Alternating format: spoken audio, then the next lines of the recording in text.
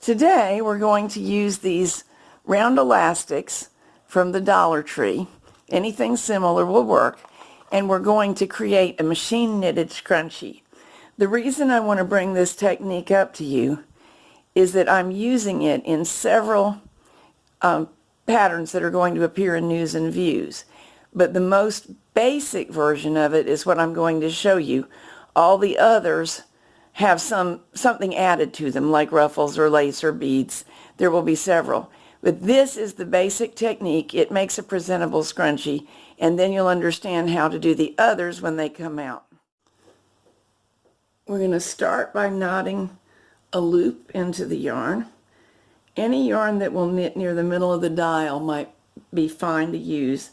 I've been using Tam Diamante with good results. I do think a smooth yarn of that sort that Tam Diamante is going to be better for the project than a fuzzy yarn, because my thought is the fuzzy yarn will get tangled with the hair worse. Okay, we cast on 5 with the E-wrap, knitted 1 row, and I'm going to pull them all the way forward to knit the 2nd row because I can't get a weight on yet, and now I should be able to get the weight on, and it should knit without a fuss. Just 1 is fine. Now here is the technique that's the nexus of the whole project. I'm going to hold my elastic up. I can even hang it for a minute if I want, so that I can use both hands. Pick up the middle of the 5 stitches, lift it towards me. Now I must release the elastic. Around the elastic, and the same stitch back on the same needle. You mustn't make your stitch size too tight or that won't work very well. Bring forward the needles if it makes it easier to knit the next row, and 1, 2, 3, 4 rows. Repeat what we just did. Reach under the elastic or through it. See, it's like this. So I'm reaching through with my tool, lifting the stitch, wrapping it around the elastic, rehanging the stitch, forward, 1, 2, 3, 4. It gets to going pretty quickly, and we just repeat this for rows and rows and rows. There's a certain amount of personal leeway in how many rows.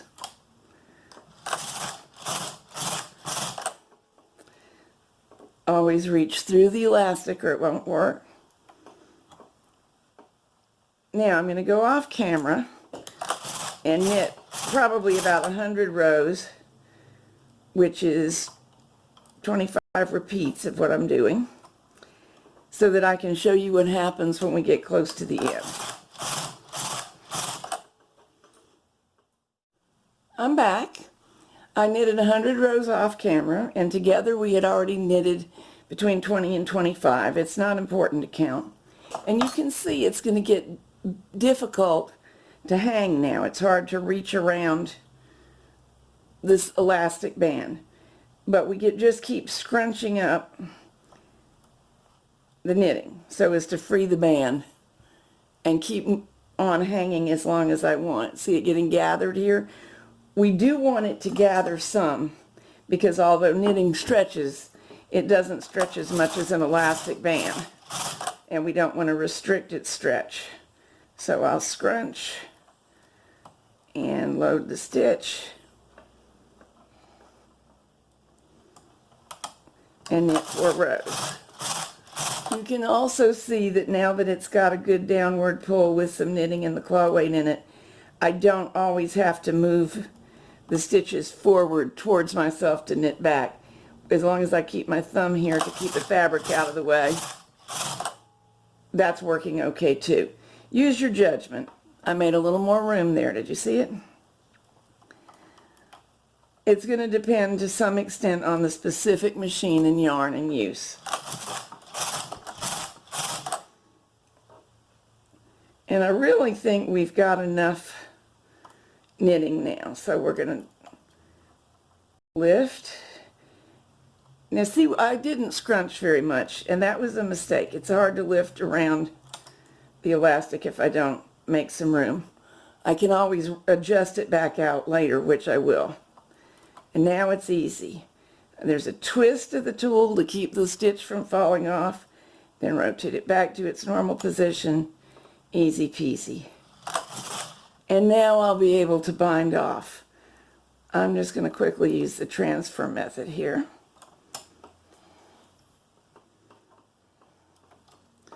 If you are not familiar with this bind off, I do have videos on it, so we won't go into a lot of detail. But basically, a new stitch is made. We transfer, so there are 2 on the next needle. Push that needle forward, pull back a loop, creating a new stitch, and do the same thing all the way across. In the last instance, we'll break the yarn.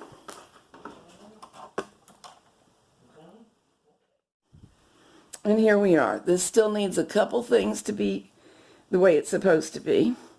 One is to have these ends tied together and woven in. I'll just do it here with the latch tool. Doesn't have to be fancy or grafted perfect in any way, and it doesn't even have to be done. But I like them better fastened together. And now I'll weave in by working the latch tool in and out, or yarn needle. I'm going to grab both ends, pull them through. I'm getting scissors where you can't see. Snip, those ends should disappear. Now the other thing that it needs is for me to even it up. See, it's very gathered here and not so gathered where I've been working. So I'll just readjust my gathers all around. The elastic slides through easily because it's caught in the knitting, but it's not stitched into. And here we have it.